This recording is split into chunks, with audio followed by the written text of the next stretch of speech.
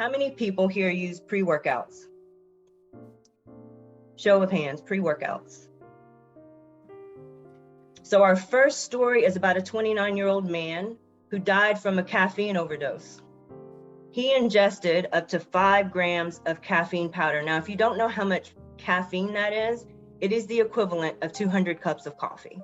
So he had miscalculated how much he was taking. It came in in bulk. It didn't have a scooper in it. He was putting it on his scale. His scale was already set at a certain amount of weight. And so he added it on thinking that he had measured it out, and he measured out too much. So before they could even get him to the hospital, he had died. They tried to resuscitate him. So just a few notes, the FDA has issued a guidance that dietary supplements consisting of a pure or highly concentrated caffeine in the form of powder or liquid are generally unlawful when sold directly to consumers. So we can't buy it that way here. Everyone on this panel exercises and has potentially utilized some sort of stimulant to work out. So what do you think, yay or nay, for working out with stimulants? Nay for me. I tried pre-workout once and I felt like I had ants crawling through my skin. My stomach was upset. I was in the bathroom and it was not a very good feeling. And I couldn't understand why it was necessary. Folks were taking it because I didn't get that feeling. And I never recommend it for any of my clients. I just don't, the effects and what's the ingredients in it is just, in most pre-workouts are just not natural for the body.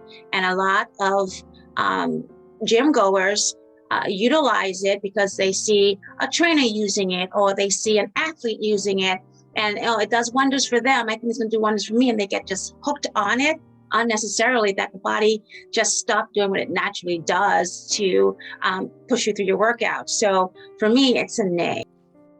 For me, it's a nay and a yay, if you will. I have taken supplements before, mine in a green tea extract. It tends to suppress my appetite. So with that said, and what Sheri said, when you're taking supplements, it will react in everybody's body differently.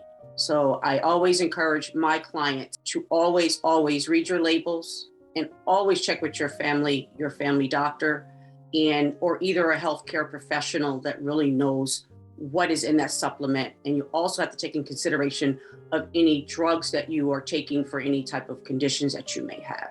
It's a yay or nay. I think it has to be under a controlled environment. As an athlete, it actually was a yay for me at some point in time, which kind of led me to my current lifestyle now. I actually did my thesis on caffeine concentration in a series of drinks, one of them being a pre-workout.